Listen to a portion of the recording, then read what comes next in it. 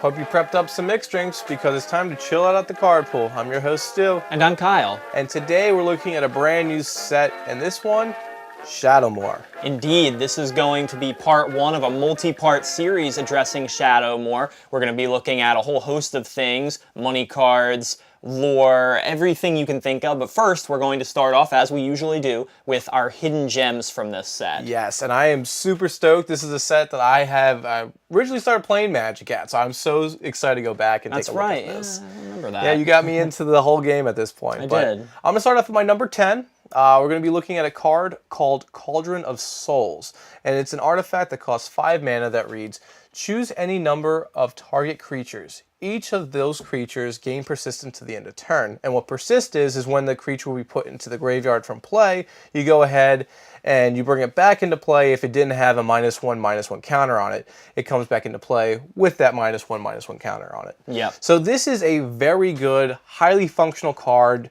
that goes into any deck that's creature-based. And the best thing about it is it works on everybody. So you can be very political. If Kyle and I were teammates, I can go ahead, I could save his commander. True. Or if somebody's got some sort of value engine and you're trying to make a team play more or less, if they got like a reclamation sage out, all right, I'll go ahead, I'll tap this, I'll bring your guy back so you can target something the opponent has who just wiped your field. You can do so many good interactions and plays with this card for just a simple tap. Yeah, I didn't choose this. The only reason I didn't try to do it for my list was because I don't know. I don't really feel like this is a hidden gem because I feel like everybody and their mother knows about this card already. I guess. But it is super sweet. And just for the reason alone that another way you can mess around with persist is by giving those creatures +1/+1 counters to cancel out the minus counters that they already have, which means this combined with anything that can constantly generate those, or, an undying creature maybe, creates infinite death, rebirth, and over again as many times as you want. This is a mechanic that is abusable. Oh, very. In the same way that McCase is abusable with like the Undying in a sense. But this can generate itself. There's commanders that go ahead and they put like counters on creatures. Azuri is one of the great ones of that one, just for the commander counters, right? Is that what it's called? Yeah, experience counters. That's what it is. And there's so many different things, especially in Simic, where it's just like, all right, well, make this thing a little bit bigger. We're going to evolve it to its final form. Yeah, exactly. Like, selling DBZ a bit. But yeah, it's a card that I love. I've used it. I love playing it. Not a huge secret gem, but being the OG set for this, had to bring it up. Yeah, and the fact that it just taps for this ability, and that's all. Sure, it costs 5 mana, but the fact that it doesn't really cost anything to use is just, it's great. Yeah, it's really great. I don't think it belongs in every single deck, but a lot of them can use this viable card, option. for sure. But enough of my 10. Let's go into something a little bit more secret, Kyle. All right, yeah, I'm going way down in the list for this one. My number 10 is going to be a land called Mistvale Plains. Now, this isn't entirely secret either, but let me explain here. It's a land. It's not a basic Plains, but it is a Plains regardless. It comes into play tapped, but gives you white mana, just like a normal Plains does. You can also tap 1 white and tap it to put target card from your graveyard on the bottom of your deck, but you can only use this ability if you have 2 or more white permanents. Now, you may look at this card and say, that's not really anything special. Like, I don't get it. What does this do? It gives, well, not only does it give white some more recursion, which it was already kind of good at anyway, and there are better ones than this, like a Karmic Guide or a Rebel Arc is obviously better than this card, just putting it back in the deck. But where this shines is, what white can't really do is recur its instants and sorceries, and possibly other things as well, but mostly instants and sorceries. So this putting them back in the deck is a great tool for white to have. You may use a couple board wipes, and then you're fresh out. Not with this card. You can keep putting them back in and reusing them. Well, also this works so well with white because white can tutor lands, but very specifically it can tutor planes like it's nobody's business, and it almost puts green to shame at how well it can tutor non-basics. And so the fact that this has the subtitle planes makes it so that it is more versatile, especially in monocolored decks. And again, it's just a land, but putting an effect on a land frees up a card spot in your deck, making it so, all right, I have something else. I can do more options. I'm not as screwed as I would typically be by just if I'm top decking. I have more options. Exactly, as I've said before. Yeah, and a great combo with this card is this pretty much goes hand in hand with Sunforger, one of my favorite cards in the game. So if you use an instant from your deck with Sunforger, oh, you think it's only that one and done time? Nope. You can just put it right back in the deck, play it on out next turn. And even the condition, having 2 white permanents, I mean, Yes, lands are colorless permanents. So, right, they don't count. But so maybe having this turned on at the right time might be something a little niche, but you play this turn Probably 1, not. typically when a land or a guild gate would come into play tap. It's really no loss. It's just towards the end of the game where you're top decking and get a land. It's going to stink no matter what. But who does creatures and tokens better than white? I mean, maybe green, but otherwise really nobody. So I feel like it's not really going to be that big of a problem. Yeah, it shouldn't be too hard, and they run a lot of enchantments as well. But moving on to my number 9, this one is, I'd say, a lot more of a hidden gem, because I've never seen it before. It's a card called Wild Swing, and it is a bit of that as well. It is a sorcery that costs 4 mana, 3 generic, and a red, and it reads, choose 3 target non-enchantment permanents. Destroy one of them at random. So this is a destruction card. It's almost a little goofy because, excuse me, because enchantments is the thing that red typically has problems with. So if it was just like non-creature or non-land or non-artifact, it would be so much better. Yeah, I honestly don't know why they put that on here. Like, I don't... Shadowmoor wasn't like an enchantment set, so why? I don't know. Yeah, I don't get that, but also Shadowmoor also broke the color pie a bit, and it knows that red has problems with enchantments. So typically, this would destroy an enchantment, so I guess they kind of pseudo-change it so it's more flavorful? I don't know. That's like an Inception right there. I don't know. But it's really good because it's the same way how Vial Smasher is good. You're not inherently aggroing against one player. You could sure choose 3 permanents that one player has, and they'll hate you for that.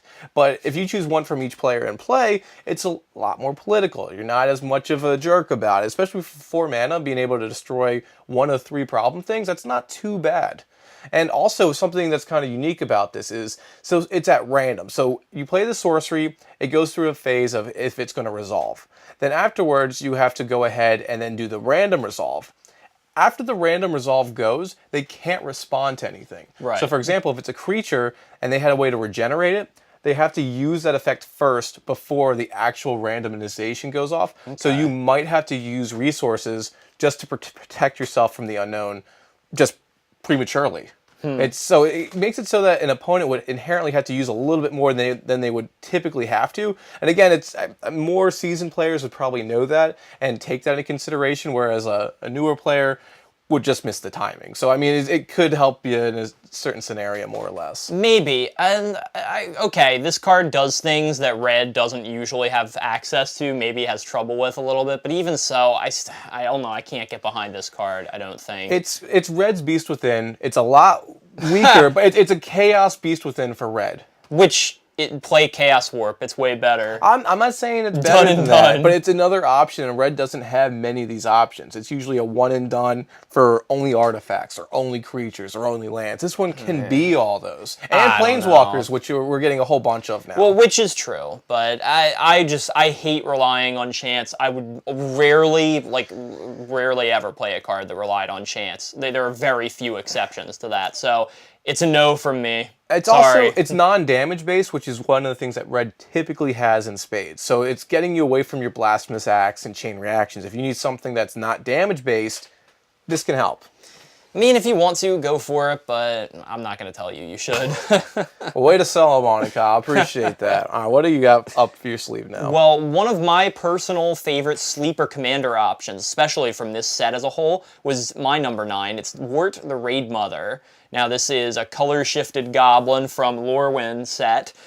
She has a 3/3 body, comes with a 6 mana price tag. Pretty pricey, but there is hybrid red and green, so you could make it easier to cast her a little bit. And she's also a goblin shaman, so relevant type in the goblin at least. When she comes into play, you make 2 1/1 red and green goblin warrior tokens. And then also, each red and green instant or sorcery you cast has Conspire. And Conspire is another ability from Shadowmoor, where when you play an instant or sorcery with Conspire, you can tap 2 creatures you control that share a color with it to copy it. And it only works once. You can't, tap like 4 creatures and copy it twice. That's not how this works. Just the one time with Conspire.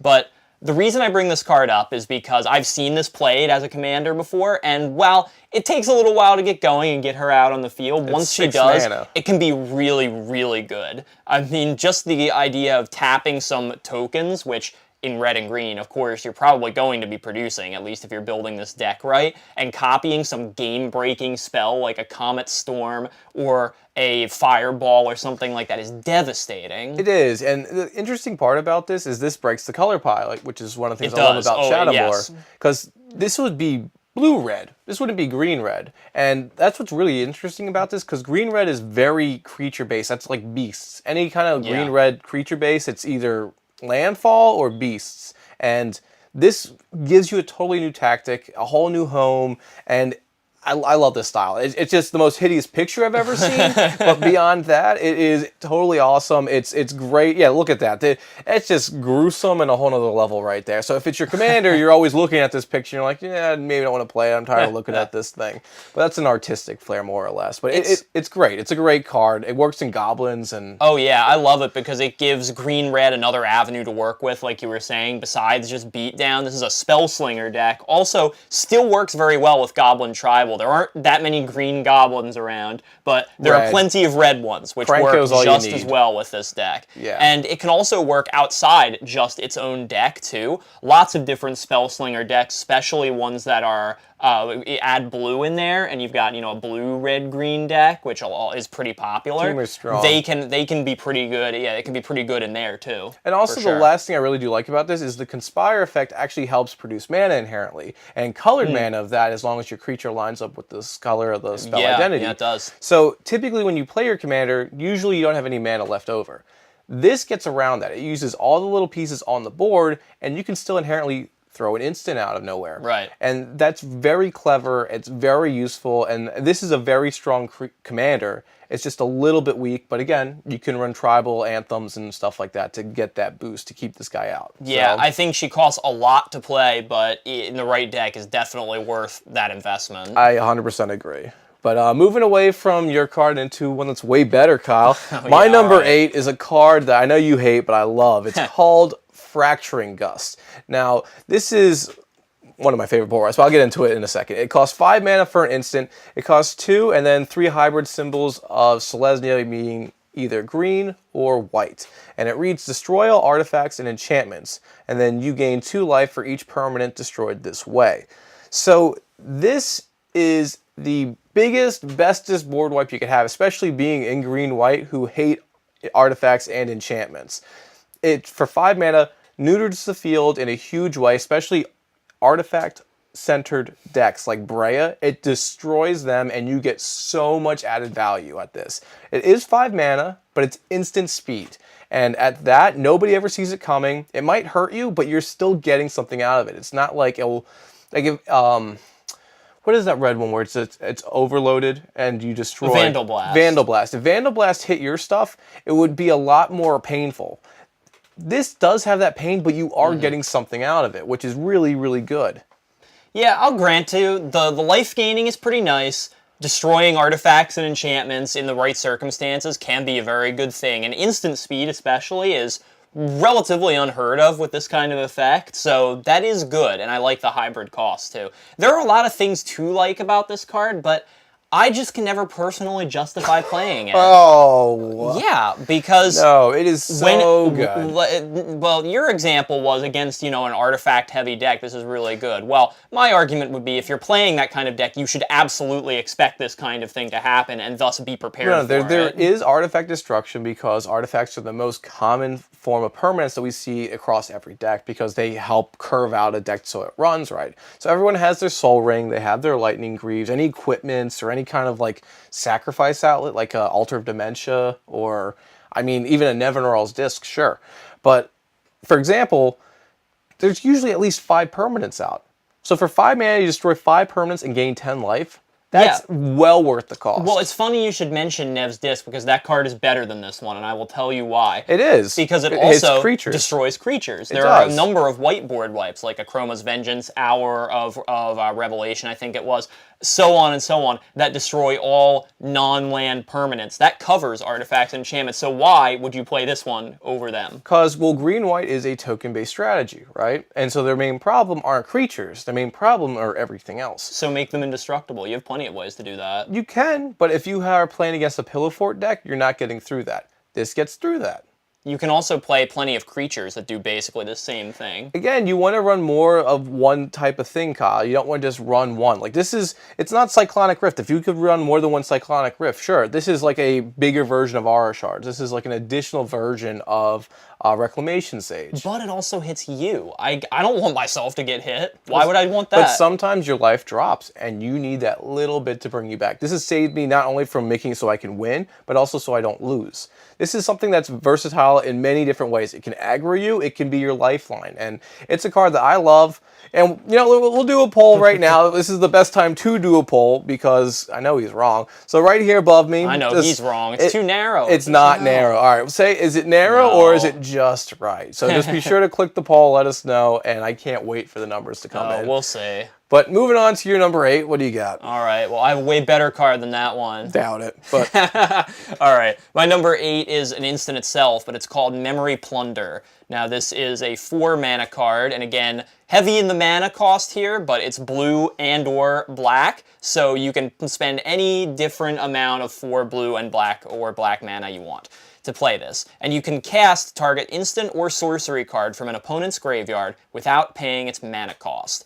Now, there are a lot of effects like this one running around in the game at this point, especially like Direfleet Daredevil is one of the more popular ones right now. But this was the very first card that really did this kind of thing, and in my opinion, it's still pretty powerful because the mana cost is a little bit weird and heavy on the color, so perhaps it would be a little bit difficult to cast. But the thing that gets me is, not only do you have access to your opponent's strategy and potentially much better cards than you have, you also have access to sorceries at instant speed. That in itself makes this broken.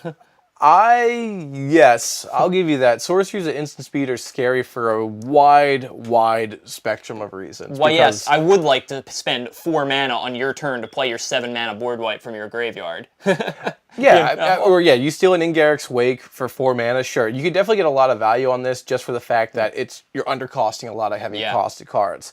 And I mean, this is going to be in a blue-black deck, but again, this can be well-rounded out, like you were saying, with the mana, because it's all hybrid. It's not just like this has to be 3 of one and then something else. So it's reasonable. I like this card. It's not horrible. It's not better than mine, but you know, it works. But that's the thing, it works. But the thing is, it has to work for a particular strategy. I wouldn't put this in any blue-black deck, because I would want some some way for you to actually get that going. That's the one thing that I will agree with you on. Yeah, you do have to have some kind of way of actually putting their cards into the graveyard, because I don't like to depend on other people's playing for anything. Yeah, because I mean, for 4 mana, stealing a Kodama's Reach is nice if you're not in those colors. But you're not really doing much. Rather have something a lot better than that. Or stealing a counterspell, it's just you made it more expensive. Yeah. Like, it would be later game when this really shines, so you would need something to kind of propel that a little bit. Right. But on its own, very scary. I will totally agree with you with that. I do like it a lot.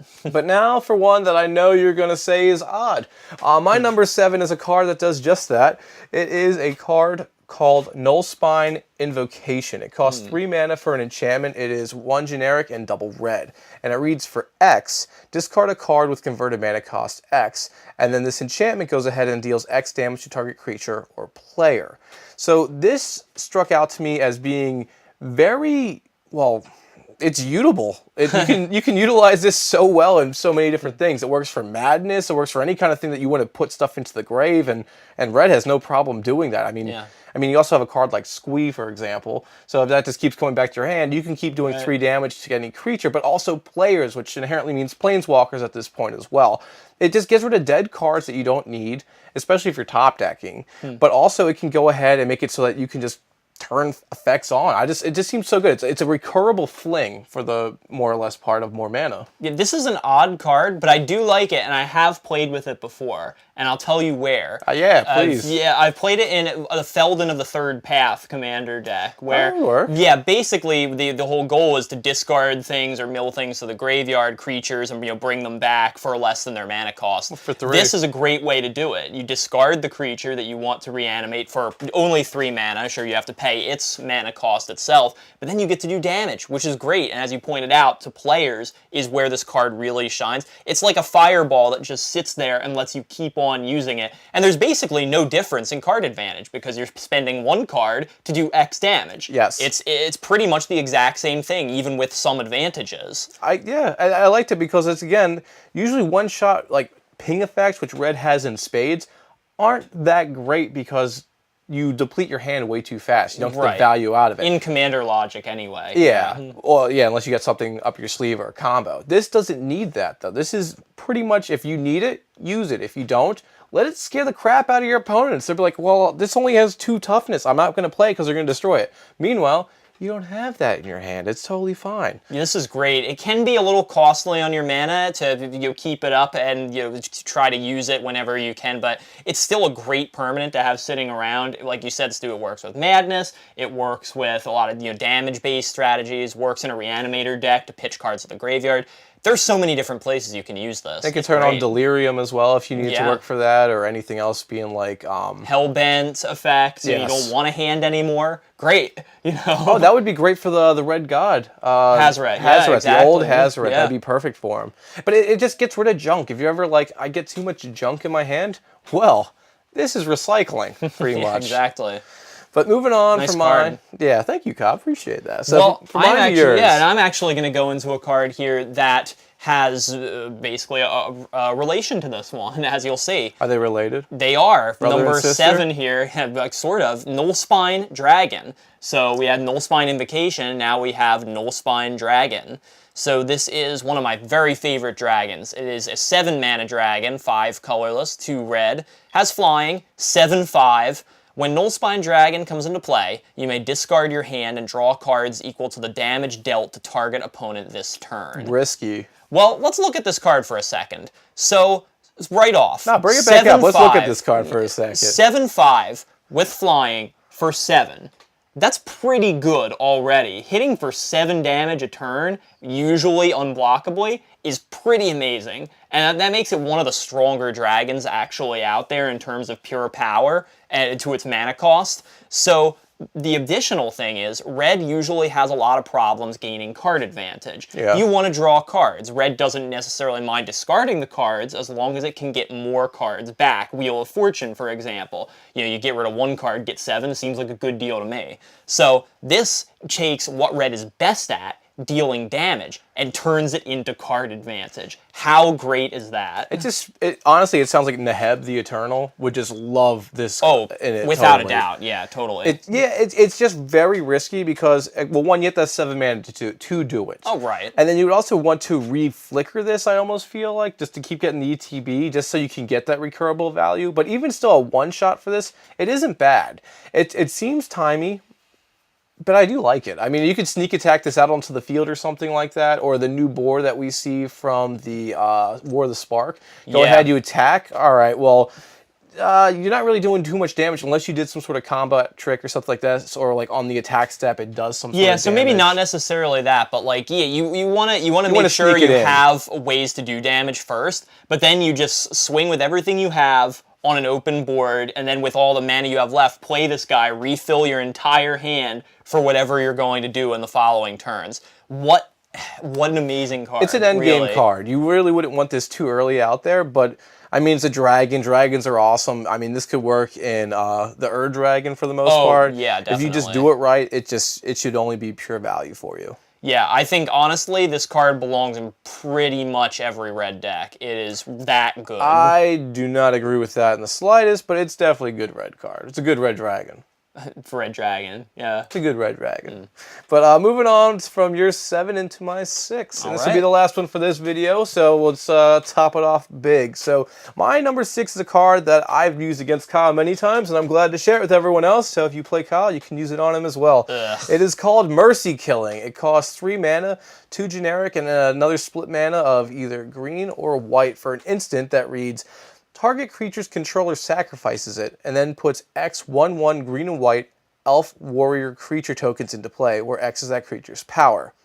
This is an instant speed edict effect, which black has edict effects all the time. We have Merciless Executioner, Fleshbag Marauder, and I mean, edict itself pretty much. Right. So those are all sorcery speed. This is instant speed. We don't ever see that happening unless it's, again, a combo that's established.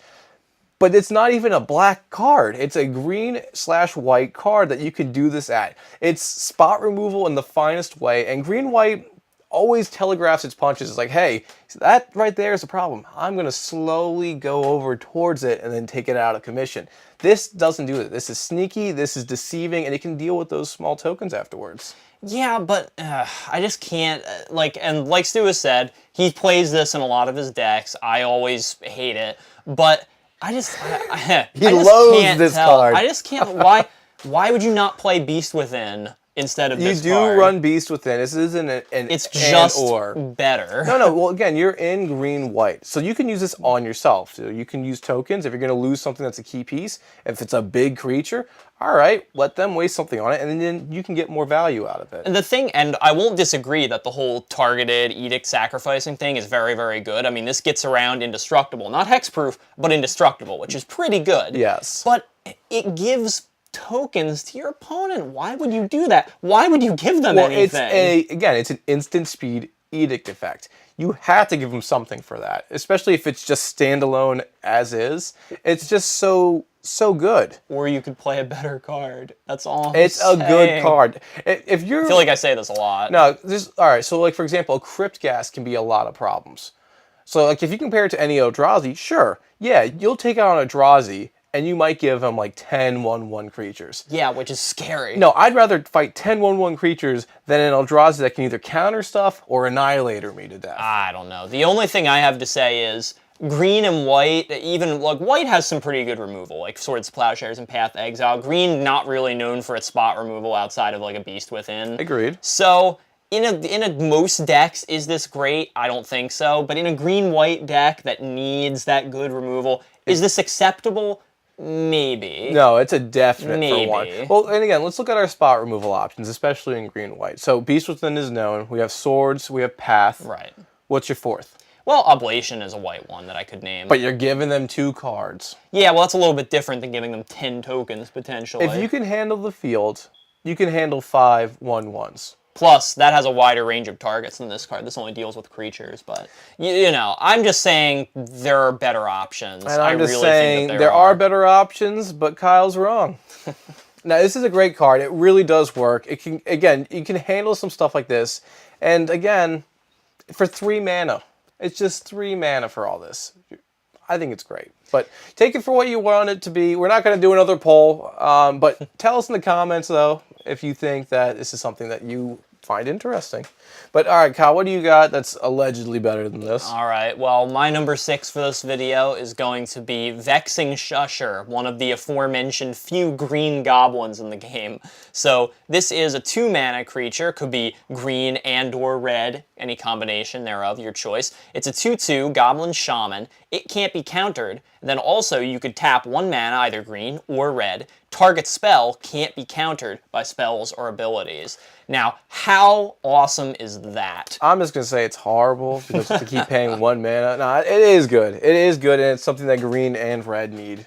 Yeah, this is a card that was way up on the money cards list for a long time. It's come down in past years. I don't necessarily know why that is, but this is a great card. I mean, the fact that it makes any spell uncounterable. We see a lot of cards out there, most notably like even the new Domri from War of the Spark makes creature spells uncounterable. We see a lot of that, especially in the Gruul color pairing. This makes anything uncounterable. That's pretty amazing. It is. The only thing it's rough, I mean, I can see why it's not just tacked onto this card, where it's like, was it Prowling Serpapod? Serpapard. Serpapard? Yeah, that one with a weird name. Yeah, I'm illiterate. But anyway, that's one that can come in for 3 mana as is, and then all your creatures are uncounterable. Right. And Gaia's Herald's another one. So this one, since it's going ahead and giving you more options, it makes sense of why it's going to cost an additional mana for that. And Definitely. I mean, and honestly, this is almost a tax card for yourself. Every spell you have is going to cost 1 more, provided that they're running counter spells. If not, this is just a great utility card you have. Yeah, I don't know about this necessarily in like every commander deck.